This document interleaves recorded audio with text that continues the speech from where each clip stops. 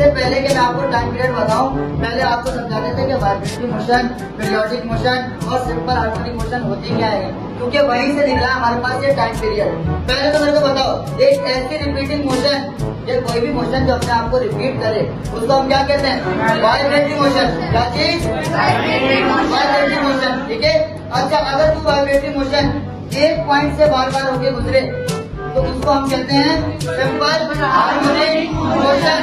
अच्छा, अगर ये एक पॉइंट से बार बार होके एक जैसे रिस्पेक्ट ऑफ टाइम से गुजरेगा तो मतलब कुछ ना कुछ टाइम तो इसको लगेगा इस रिपीटिंग के दौरान, और वो टाइम भी बार बार रिपीट हो रहा होगा। उस पार्टिकुलर टाइम पीरियड को जिसमें कोई बॉडी अपने आप की ऑसिलेशन रिपीट कर रही है कहते हैं टाइम पीरियड। क्या चीज? Time period. अगर वो बॉडी हम कंसीडर करें सिंपल पेंडुलम तो उसको हम कहेंगे time period of simple pendulum. आज हम इसमें सीखेंगे कि सिंपल पेंडुलम का टाइम पीरियड फॉर्मूले से कैसे कैलकुलेट किया जाता है, किन किन फैक्टर्स पे डिपेंड करता है, और प्रैक्टिकल और फॉर्मूले की वैल्यू के अंदर हमारे पास क्या क्या डिफरेंस आएगा। अच्छा बेटा, नए सेगमेंट के अंदर अब हम इस टाइम पीरियड को कैलकुलेट करेंगे फॉर्मूले के through. Time period of simple pendulum इस फॉर्मूले से T = 2 pi whole radical L upon C। इसमें ये L क्या है? T क्या है? Acceleration due to gravity. हम डिफरेंट लेंथ के लिहाज से टाइम पीरियड को कैलकुलेट करके दिखाएंगे। अब हम टाइम पीरियड कैलकुलेट करेंगे with respect to the formula. Length हमारे पास अगर 0.5, 1 या 1.5 मीटर हो तो हम फार्मूले के थ्रू लेंथ को कैसे कैलकुलेट करेंगे मैं आपको बताता हूँ। इसके अंदर बेटा देखें, कैलकुलेटर आ रहा है इसमें। देखें बेटा, सबसे पहले हमें लिखना है 2 multiply by pi multiply by radical. अब कौन सी लेंथ के लिहाज से कर रहा हूँ मैं? 0.5 के लिहाज से, तो मैंने लिख दिया 0.5 डिवाइड बाय 9.8 यानी एक्सीलरेशन ड्यू टू ग्रेविटी की वैल्यू, और ये ब्रैकेट क्लोज कर दिया। क्या जवाब आ रहा है? 1.419। क्या जवाब आ रहा है? 1.419 सेकेंड। ये मेरे पास फॉर्मूले से वैल्यू हो गई। सिमिलरली अगर हम 1 मीटर के लिहाज से कैलकुलेट करें तो क्या आंसर आएगा बेटा? 1 मीटर के लिहाज से हमने कैलकुलेट किया हुआ है। इसमें क्या आंसर है? 2.007। ठीक है, 2.007 सेकेंड। और इसी तरीके से अगर 1.5 के लिहाज से कैलकुलेट करें तो 2.458 सेकेंड। अच्छा, अगर आप इन तीनों के लिहाज से चेक करो, देखो तीनों के लिहाज से चेक करो, जैसे जैसे लेंथ बढ़ती जा रही है टाइम पीरियड बढ़ता जा रहा है। पहले था 1.4, फिर क्या हो गया? फिर क्या हुआ? 1.4। इसका मतलब लेंथ के इंक्रीज करने से टाइम पीरियड भी बढ़ेगा। मतलब लेंथ पे टाइम पीरियड डायरेक्टली प्रोपोर्शनल है। ठीक है, अब आगे हम करेंगे तो प्रैक्टिकल लिहाज से। अच्छा बेटा, अब प्रैक्टिकली तौर पे हम टाइम पीरियड को कैलकुलेट करके देखेंगे। ठीक है ना। मेरे पास यहाँ पे पेंडुलम के लिहाज से 2 मेटालिक बॉल्स हैं यहाँ पे नजरानी कैमरे के अंदर। एक हमारे पास स्टील की है और दूसरी वाली मेरे पास कॉपर की है। ठीक है, अब हम इन दोनों के लिहाज से सेटअप करके देखेंगे पेंडुलम का किस तरीके से होगा। पहले मैं कैलकुलेट कर रहा हूँ इधर जो हमने 0.5 मीटर की लेंथ कैलकुलेट की थी कि इसका टाइम पीरियड ये निकलता है कि नहीं। मैं 10 ऑसिलेशंस के लिहाज से कैलकुलेट करूंगा और इसके बाद में अपने टाइमर को कैलकुलेट करना है। ठीक है भाई, सही है। अब देखो बेटा, हम ये स्टील की बॉल के लिहाज से 10 पीरियड की ऑसिलेशन को काउंट करेंगे प्रैक्टिकली। ये वापस रिलीज होकर जब इधर आएगा तो 1 ऑसिलेशन कंपेयर की जाएगी। ठीक है, चले भाई स्टार्ट। 1 2 3 4 5 6 7 8 9 एंड ये स्टॉप। क्या ऑसिलेशन आ रही है मेरे को बताएं जल्दी से? 14.82। 10 ऑसिलेशन के लिहाज से 10 से डिवाइड करेंगे तो 1 पॉइंट शिफ्ट हो जाएगा, यानी 1.482। ठीक है, 1.482 सेकेंड। ओके हो गया। अब हम इसकी लेंथ 1 मीटर कहते हैं, 1 मीटर के लिहाज से इसको कैलकुलेट करके देखते हैं। अभी हमारे पास लेंथ आ गई 1 मीटर की।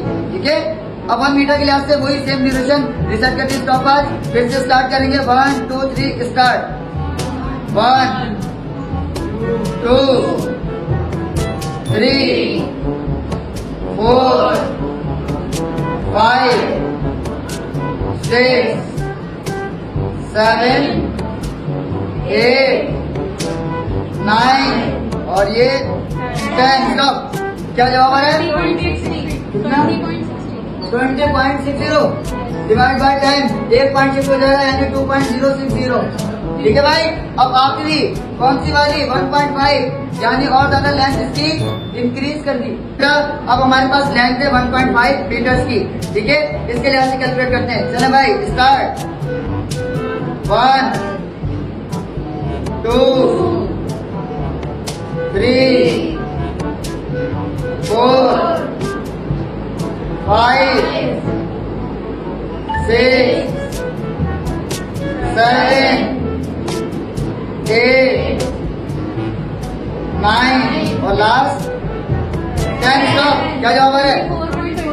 24.24 डिवाइड बाय 10 करूंगा 1 पॉइंट शिफ्ट हो जाएगा यानी 2.424। ठीक है। अच्छा, अगर आप आंसर कंपेयर करो तो ऑलमोस्ट सेम आ रहे हैं। ठीक है, देखो हमारे पास सामने से वैल्यू आई थी 1.41, इधर आ रही है 1.48, 2.07, 2.06, 2.45, 2.424, मतलब ऑलमोस्ट सेम आ रही है। इसमें थोड़ा बहुत डिफरेंस आ रहा है। वो किस वजह से कि इस फॉर्मूले को हमने कैलकुलेट किया है ऐसे मीडियम में जहाँ पे एयर नहीं है और यहाँ पे क्योंकि एयर फ्रिक्शन मौजूद है, इस वजह से हमारे फॉर्मूले की वैल्यूज में डिफरेंस आ रहा है। अच्छा, दूसरी चीज आप नोट करो, जो हमने मेजर हमारा टारगेट था कि लेंथ का बिहेवियर पढ़ना था। जैसे जैसे लेंथ बढ़ती जा रही है टाइम पीरियड भी इंक्रीज होता जा रहा है। फॉर्मूले से तो हो ही रहा था, अब प्रैक्टिकल वैल्यूज में भी ये चीज इंक्रीज हो रही है। अब हमारा दूसरा फैक्टर आएगा, क्या ये चीज मास पर डिपेंड करती है? तो वही चीज जो मेरे पास सिल्वर की बॉल थी क्योंकि ज्यादा मास रखती होगी, अब हम इसको ट्राई करेंगे एक कॉपर की बॉल के ऊपर जो इससे ज्यादा लाइट मास की है। ठीक है, अब लेंथ पूरी रखेंगे हम 1 मीटर की, एरिया हमारे पास 1 मीटर की लेंथ। ठीक है, और यही टाइम पीरियड सेम कैलकुलेट करके देखेंगे कि क्या ये इतनी ड्यूरेशन आ रही है कि नहीं। अगर ये इतनी ड्यूरेशन आए तो इट मींस मास इस पे कोई अफेक्ट नहीं करता। ठीक है, स्टार्ट करें बेटा। 3 2 1 स्टार्ट। 1 2 3 4 5 6 7 8 9 एंड ये लास्ट 10। स्टॉप। क्या जवाब है? 0.33 डिवाइड बाय 10 कितना हो जाएगा? 2.033 यानी 1 मीटर की लेंथ का कॉपर पे हमारे पास है 2.033, 2.033, 2.007, 2.06 तकरीबन ऑलमोस्ट सेम है। It means time period sir हमारा लेंथ पे तो डिपेंड करता है लेकिन मास पे डिपेंड नहीं करता। आप इस बॉल की मास कितनी भी रखना है टाइम पीरियड आपका सेम रहेगा, लेकिन लेंथ अगर आपने कम कर दी तो टाइम पीरियड भी कम हो जाएगा और लेंथ आपने ज्यादा कर दी तो टाइम पीरियड ज्यादा। अच्छा बेटा, अब हम एक और इंटरेस्टिंग बात पढ़ेंगे, डैम्पिंग ऑसिलेशन मतलब एम्पलीट्यूड का रिडक्शन। अब अगर मेरे को आप बताओ कि मैं इस चीज को यानी ये सिंपल पेंडुलम मेरे पास जो है इनके फेस से रीड करूं तो वापस इनको आगे लगेगा कि नहीं, ये चीज मैं चेक करता हूँ भाई। फेस की तरफ से रीड करना और ये स्टार्ट, ये नहीं लगा, बता सकते हो नहीं लगा। मैंने अपना ना हैंड हिलाया ना ये पोजीशन से अपनी चेंज हुआ, लेकिन अगर आप चेक करो तो ये ऑसिलेट होता होता एक जगह पे आके रुक गया। This reduction in amplitude of a wave या reduction in amplitude of a cycle is known as damping oscillation। हमने क्या क्या चीजें सीखी, देखो एक मोशन अगर वाइब्रेट करे तो उसको हम कहते हैं वाइब्रेटिंग मोशन। ठीक है, अगर एक चीज बार बार with respect to time repeat हो तो उसको हम कहेंगे उस पीरियड को टाइम पीरियड। अगर वो सिंपल पेंडुलम का होगा तो उसको हम कहेंगे time period of simple pendulum. और ये टाइम पीरियड दो चीजों पे डिपेंड करता है, लेंथ पे और मास पे। लेंथ पे जितनी लेंथ बढ़ाते जाएंगे टाइम पीरियड भी बढ़ता जाएगा। ये हमने प्रैक्टिकली और फॉर्मूले के थ्रू कैलकुलेट करना भी सीखा। लास्ट चीज, इसको मास से कोई अफेक्ट नहीं होता, आप मास कोई सा भी रख सकते हो। ठीक है।